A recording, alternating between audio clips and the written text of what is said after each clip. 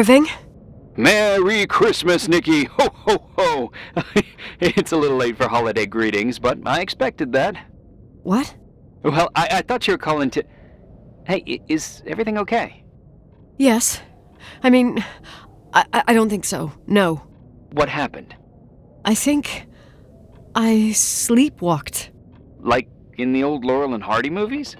I'm serious. I woke up in church, standing in front of the lectern. Wow. Does that happen a lot? No! One doesn't just become a sleepwalker from one day to the next. It used to happen when I lived here. One time in February, I ended up outside. But no parent leaves the doors unlocked if their kid sleepwalks. I never told anyone. Sleepwalking episodes are common in children. That's not the point. I forgot all about it. Then I come back here and it happens again. If I ended up in that church, maybe there's a reason. Sometimes following your instinct is the best thing. Yeah, I'll do that. Oh, Irving? Yeah? I like that you call me Nikki. Merry Christmas. Merry Christmas, Nikki.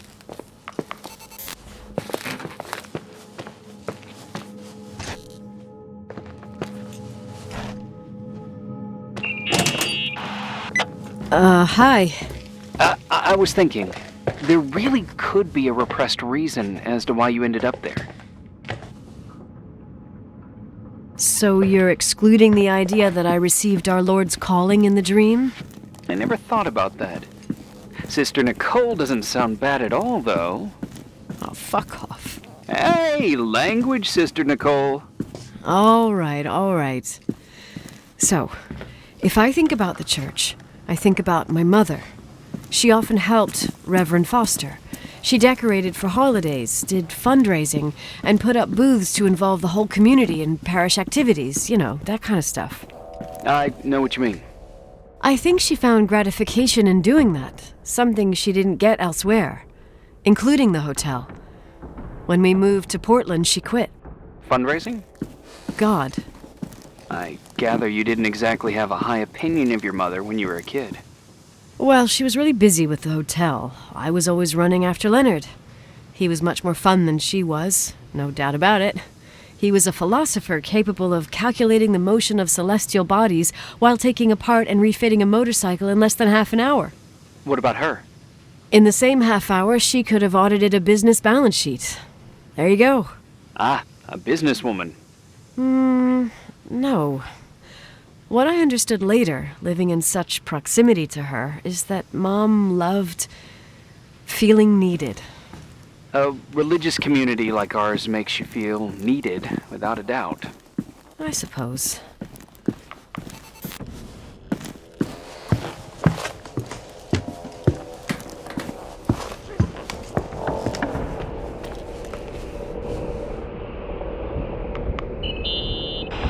Nikki? When there was a party, my mother always got out the usual streamers and decorations and stuff. She raced in and out of the church, but I never discovered where she kept all those things. Never asked? Oh, 1,000,000 times. She didn't want to answer. She said they were in a safe place. A real mystery. What kind of decorations could they have possibly been? Nothing explosive. It's just that I had the bad habit of sneaking all over the place and forgetting what time it was. There was that huge lady, the assistant cook, Mrs. Bryce. She used to get so mad. A judicious girl. They promised to reveal the secret storeroom when I got older, but I must have forgotten. The mystery of the secret storeroom. Ooh, sounds good. The riddle! What are you talking about? Leonard was never good at keeping secrets, but he taught me a riddle to get there. Can you remember it? Incredible! Yes. Oh, something like, down the stairs, watch your step, don't fall apart or it's your end, round a corner, turn around, there's your way in front of you. All that's closed can be open too if you see beyond its looks. But how can I remember it? I. Wow. Total mystery. Want to play? Yes, I need to think about it. I have no idea what it means. I'll call you if anything comes to mind.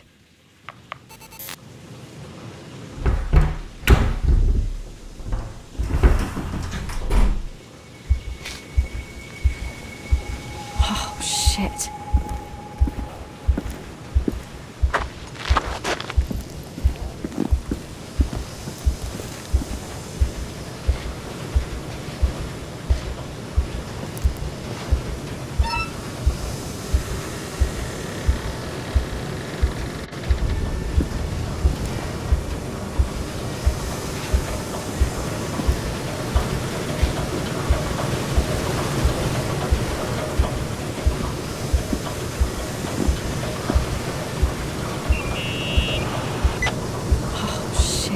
So, found the mystery decorations? No. No decorations. Is everything okay? I found something. What? It's like someone built some kind of bedroom. Irving, you there? Of course, yeah. What bedroom? Tell me what you see. Okay. There's some windows drawn on the walls. Books. Sheet music. A pink bed. It's like a kid's room. No way.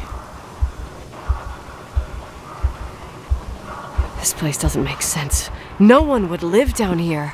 Nikki, I think you should get out of there now. Wait. There's got to be an explanation. Okay, that's it.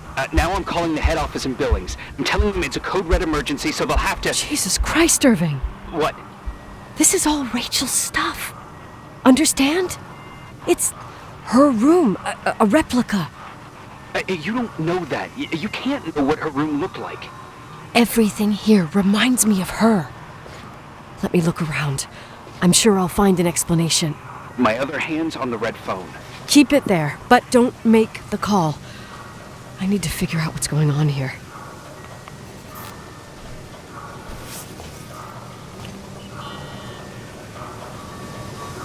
Hey, can you hear me? Yes. We have to call someone. You have to get out of there right now. No. I found a key. It's from my old music box, the one in Leonard's room. I'm having a hard time following. If everything in here is Rachel's, then why is my music box's key here? I don't know and I don't want to know. Tell you what I think? Someone could have been in your room. It doesn't matter. How can you be so calm? If someone was in there, he's not here now. I need to grab the chance to figure out what the hell is going on, or went on, here.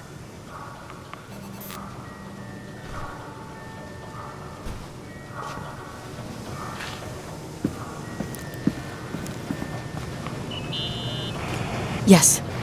Nicole, listen. I already know what you're gonna say, but please trust me. Get out of there. Please, you're not helping. You do realize you found the replica of a dead girl's bedroom. This is sick. This is The more things get freaky, bizarre, and painful, the more I need to figure out why all of this... We'll figure it out. With the sheriff. Once you're out of there, into a safe hotel room in town. Please, just... Listen, a bunch of strange things happened since I got here. Think about it. Phone calls on a dead line, old lipsticks that don't go bad. Leonard's notes where he says he saw a girl that's supposedly been dead for 10 years, and now this! All good reasons to get out of there. We both agree that saving your skin is top priority, right?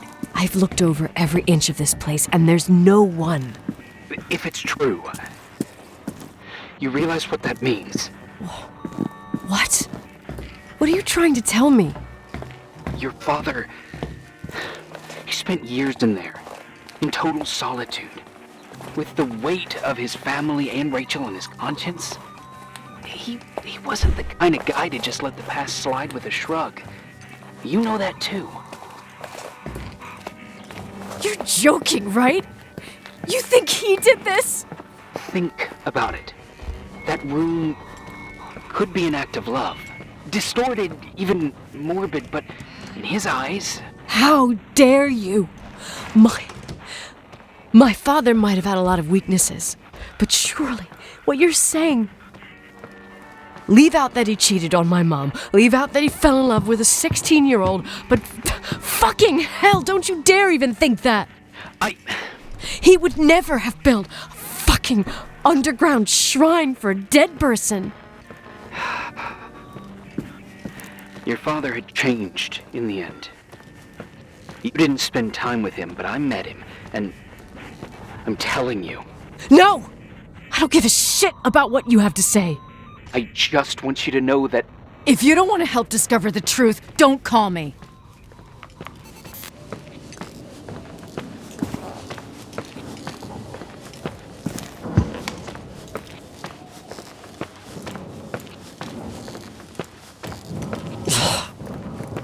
Asshole.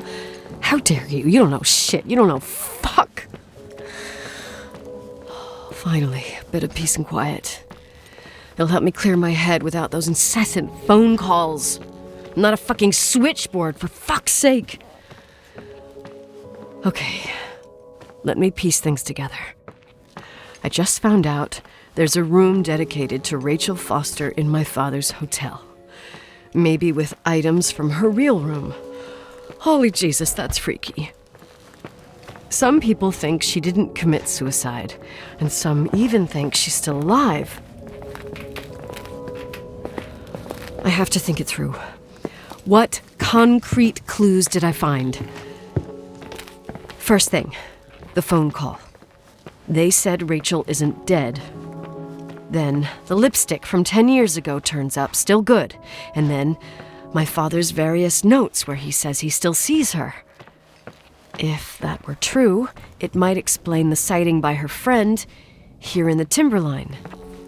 And now I find her retainer box, but no retainer. That room might not be a reconstruction.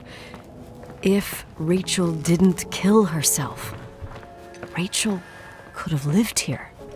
But if she's still alive, why doesn't she tell her parents? Unless they're all in cahoots. No suicide, no Timberline money. No, I'm just being paranoid. And then there'd be no reason for her to live in a fucking underground replica of her room. My key in the middle of Rachel's stuff. Is it a message?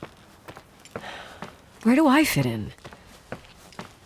Are you trying to tell me something, Dad? My music box with the hockey player. I don't think I have the guts to hear that tune again.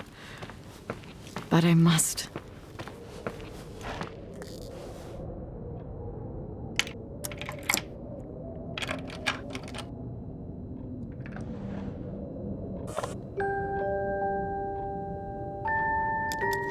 The 27th of December, 1983. The hockey finals at Missoula. Us against Cold Springs High. We won by sudden death after a 3-hour game, and I got the medal for the most number of face-offs won. According to the papers, that was the night Rachel killed herself. Coming home, Mom barely had the time to pull into the garage that I was already racing up to you, waving the medal in your face, Daddy. I was so happy. But you had other things on your mind, right? And you and Mom started fighting. Voices getting louder. That long silence when she comes down the stairs with the suitcases and Mrs. Bryce tries to stop her. Mom's car stays here, and we leave with my Uncle John's. I never found out what started that fight. Mom never wanted to talk about it. Are you trying to, Daddy?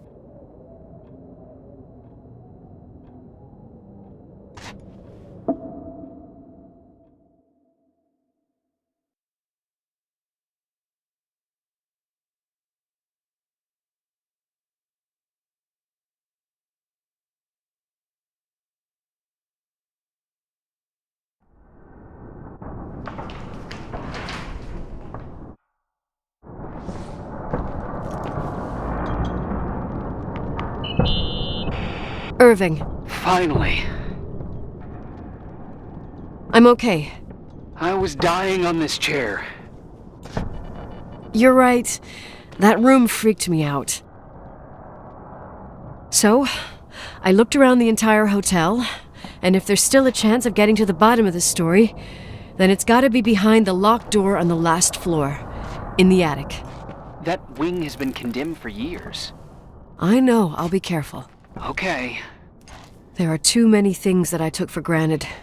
It's as if someone was putting pieces of my past in front of me to show them to me under another light.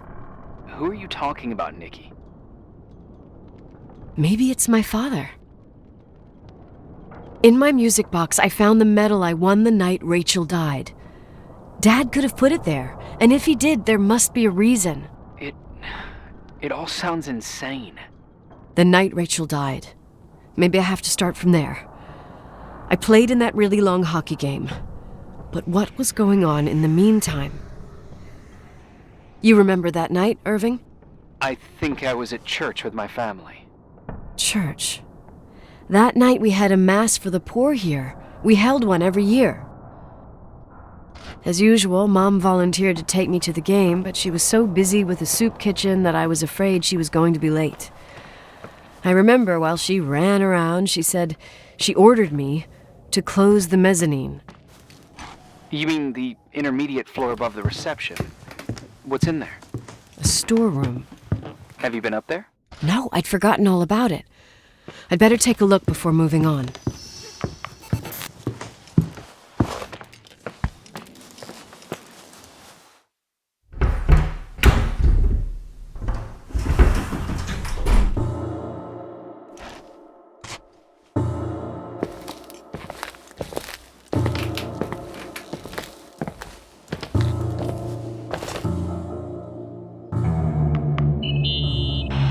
Irving? Hello? Can you hear me? I'm on the mezzanine, and it's a nightmare. There are mannequins everywhere. They're set up like in a scene. There's one with a hockey stick. Wait, what the fuck? That's my stick! If you're listening to me, whoever set up this representation, I think they want to tell me that Rachel was killed? But why my hockey stick? Hello? Hello? Oh God, why isn't he answering? Irving, I swear I'm not kidding. This is a huge deal. If you can hear me, it's time to make that phone call.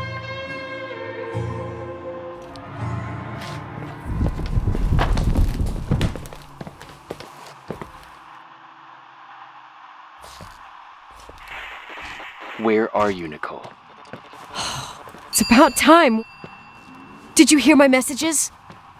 How many doors have you opened, Nicole? How many are still missing?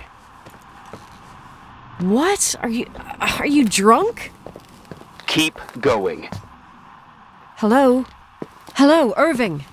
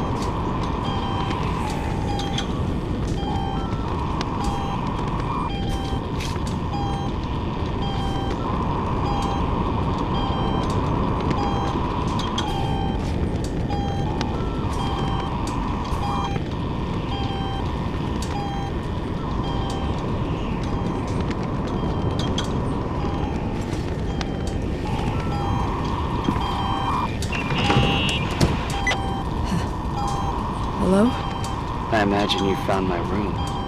What? What does all this mean? That's a question I've asked myself many times. What does all this mean, Irving? How far do you want to push yourself? How much can you take? What? Every memory, painstakingly gathered, every reconstructed piece, every little element retrieved from the dark. A photo, a hairband, a lipstick. It means remembering, Rachel. That's what all this means.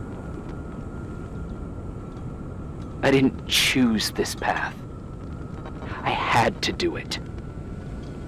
What did you do, Irving? These walls ooze with memories. The memories get into the walls. Under the floorboards, they creep into the crawl spaces. You're not with FEMA. You... Jenkins... You never talked to him. Your boss, the phone call, all those weird events. You were behind all of them. Someone had to bring the last piece of the memory puzzle here. The most important one. You. Me? Your father wanted to keep you out of it. I convinced him that only you could resolve the equation, as he called it. I don't understand. How could you?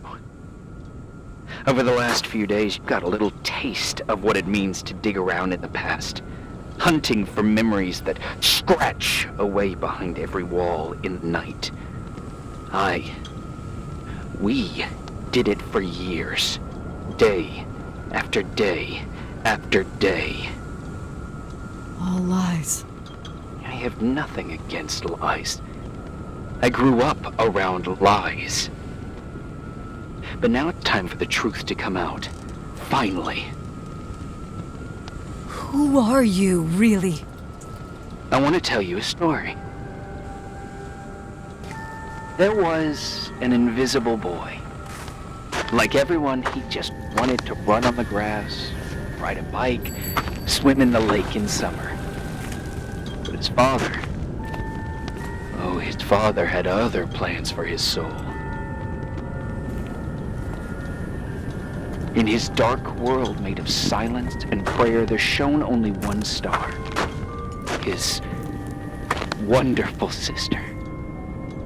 A heavenly creature that spent hours telling him fairy tales in secret. She who told him what a free and strong man he would become one day. Rachel? She was like that. Free and strong. At the time, I didn't understand her dyslexia. Or what retard meant. That's what they called her at school. But I could hear her cry at night. I wanted to protect her. But I couldn't. One day, that beautiful, luminous creature met someone. A human being that saw her for real. My dad. Yes. And I was the invisible witness of what happened. A love. Simply a love. Nothing more, nothing less. But that love was too much, and it would be punished. Who paid for this love, Nicole? Rachel. Rachel was your sister. Now I remember you. You were too caught up with your hatred for Rachel to notice the innocent little kid that sometimes tagged along. I didn't hate your sister. I was just jealous. Doesn't matter. Those days are over. How could I have forgotten you? I was raised to be forgotten. What do you want from me? The day my sister paid with her life for her love, we all died. We make up the history of the Timberline. It was a tragedy. But you... We all got frozen there, in that very moment. in that confined horizon of events. As you'll understand, as you've already begun to understand. For the first time in years, I depended on someone. And this is the result. You have to keep going to get to where I wasn't able to go. You will be the new witness. You owe it to us. And you owe it to her.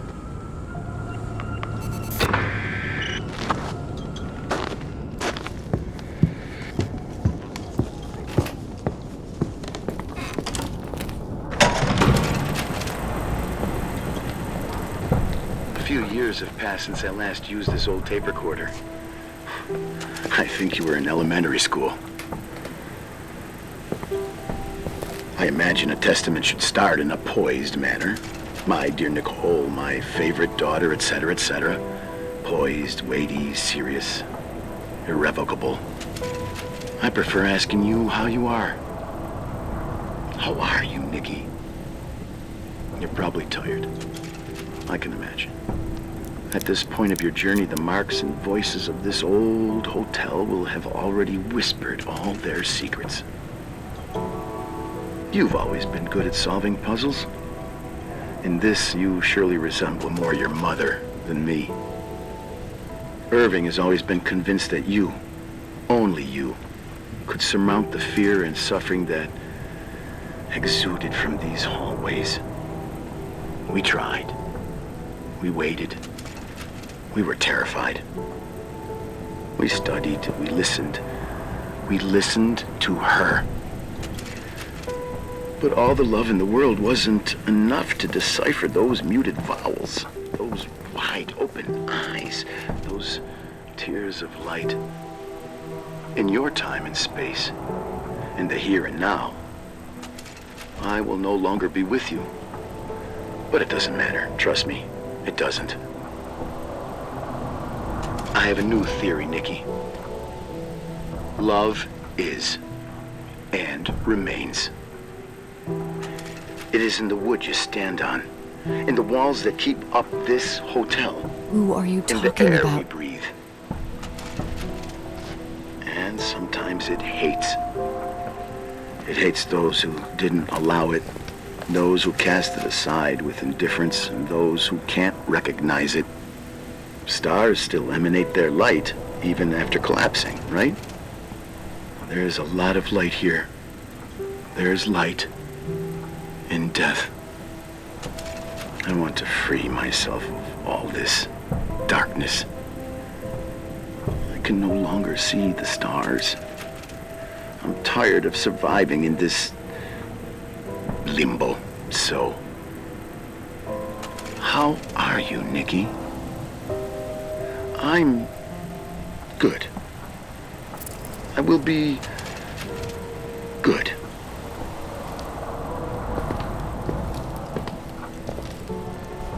Figure out what Rachel is saying, Nikki. She's here.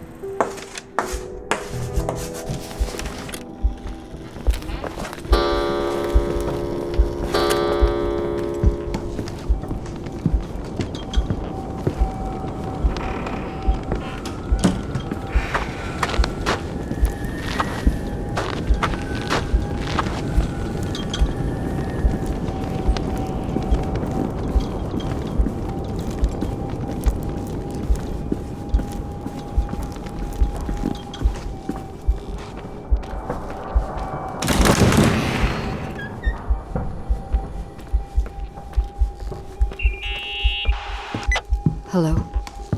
Leonard was a very special man. His soul was big enough to love both you and Rachel. I knew my father's soul better than anyone. You were just a jealous kid. Don't you dare try to make me feel guilty. You don't. I just want you to get to the truth. So why didn't you tell me about the truth? Tell who? The Nicole who thought eating beans was the worst tragedy and couldn't wait to finish this business and run away, forgetting everything all over again? You don't know anything about what my mother and I went through. But You're different to when you got here. Now you can discover the truth, a truth that otherwise would have destroyed you. I didn't lie to you. I protected you. Listen, I'm sorry about Rachel. I hated her, and I hated my father, but I never wanted it to end like that. I understand your pain, maybe better than anyone. Betrayal, shame, death. My family was destroyed, just like yours. How much longer does this pain have to last? It'll be over soon. What else is there to know? You want the truth. Well, I can't give it to you. I've already given you everything I could. Now you have to tie the pieces together. What does that mean? Your father always said we are the sum of the people we take with us, and you abandoned these people. Here, in this place. Enough riddles, Irving. I'm tired. Me, too. You're the only one who can give a finale to this story. It's time you open the last door.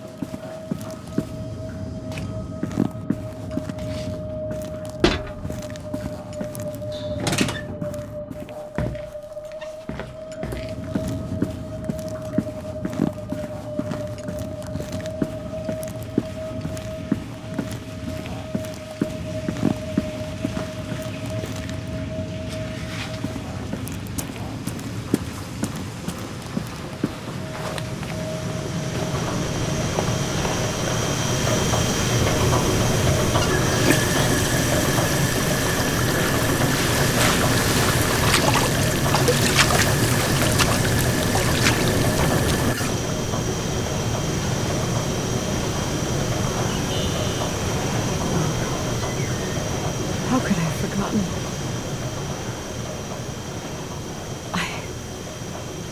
I saw everything. I was there. All the pieces were in front of my eyes. A kid's eyes. It was the same night as the hockey game in Missoula. Reverend Foster was so busy with the preparations of the meals for the giving to the poor at the Timberline Church. And my mother, Claire, said that we would get back from the game in time for the distribution. She convinced my father to help the Reverend, and he'd come with his whole family. You and Rachel. Yeah. I remember it like it was yesterday. I couldn't find my stick. I panicked and I went down to the garage. Claire was there, red in the face. Her look. Her look? It was just a fleeting feeling.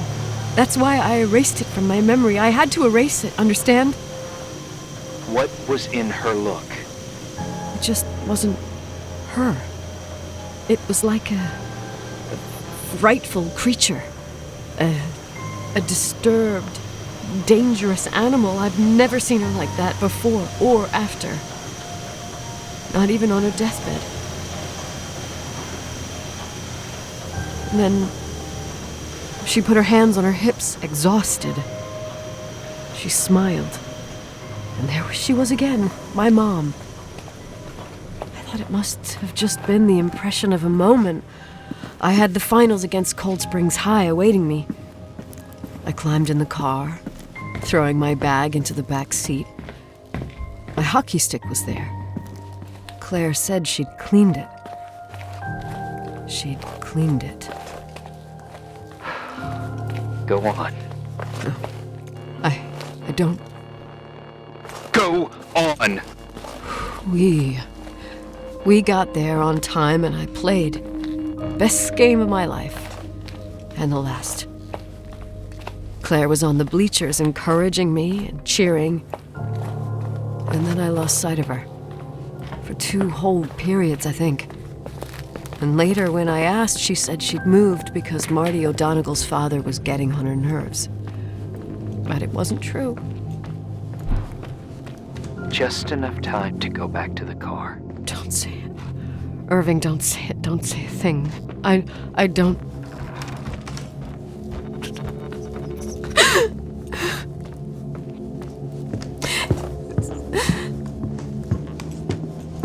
I traveled all the way with Rachel's body and the baby she carried inside of her in the trunk, rolled in the blanket. God, oh my God.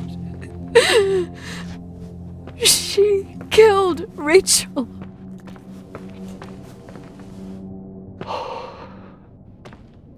Thank you, Nikki.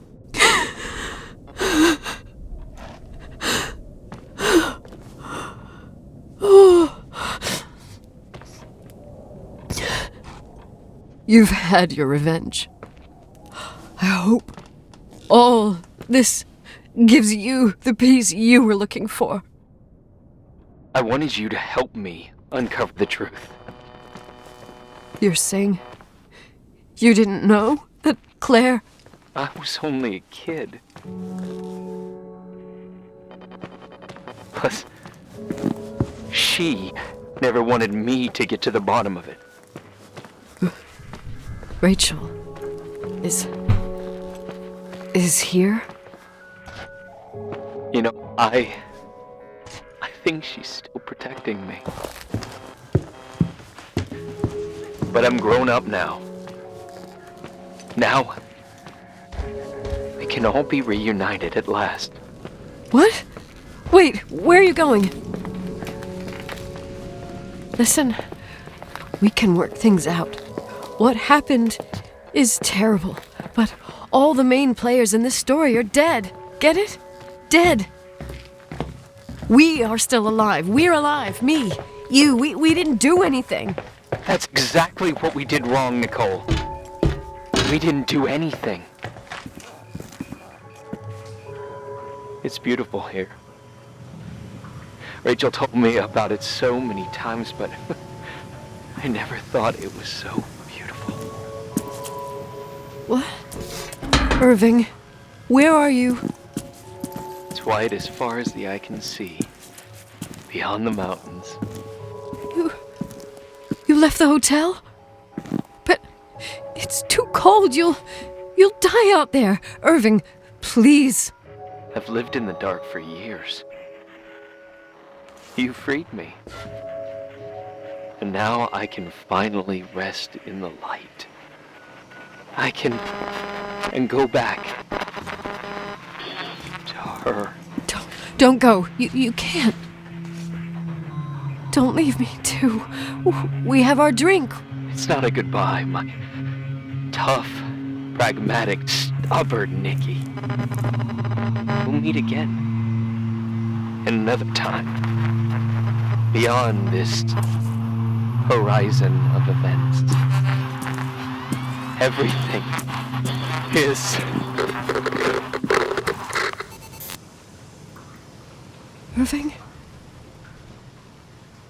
Irving?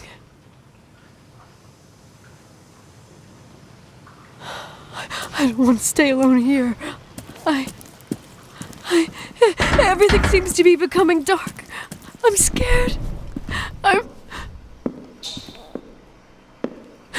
Who's there? Rachel? Is that you?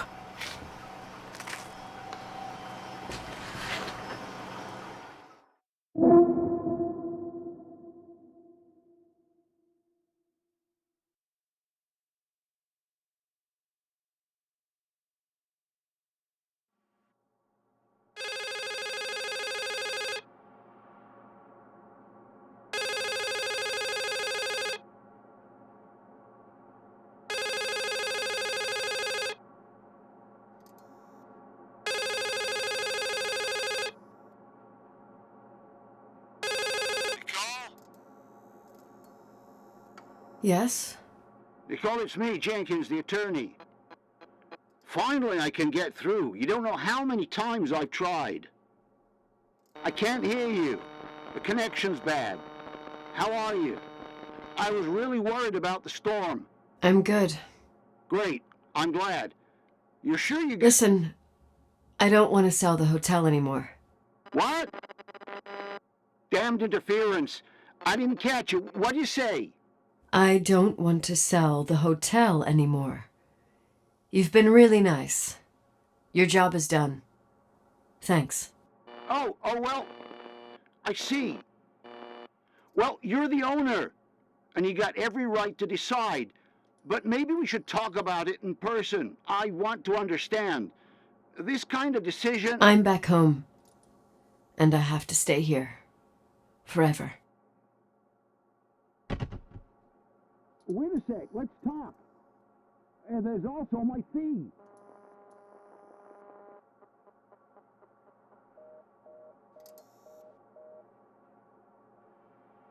You know, Mom, I was thinking about going to the lake.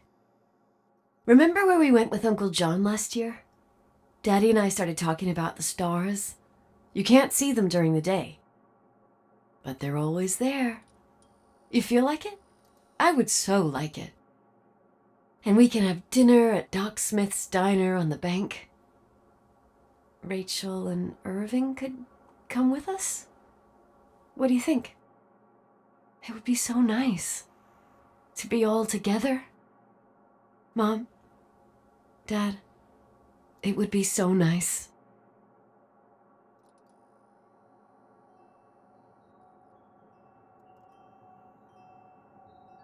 Wait.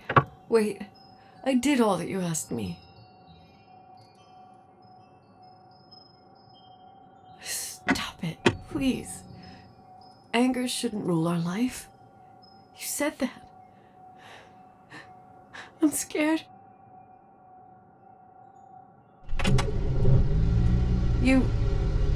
I don't want to die.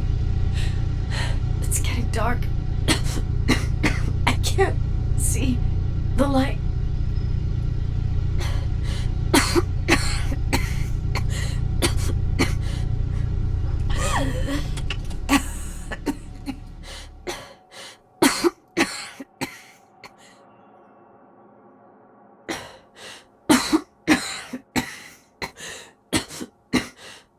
I'll stay here with you, Daddy.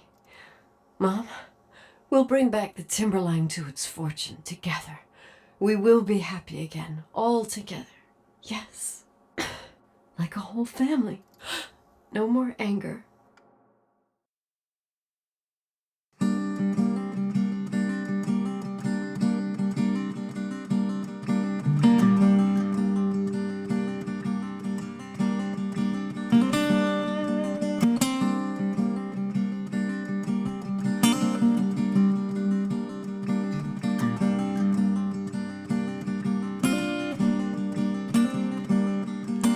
Sometimes I hold you, but only in my dreams.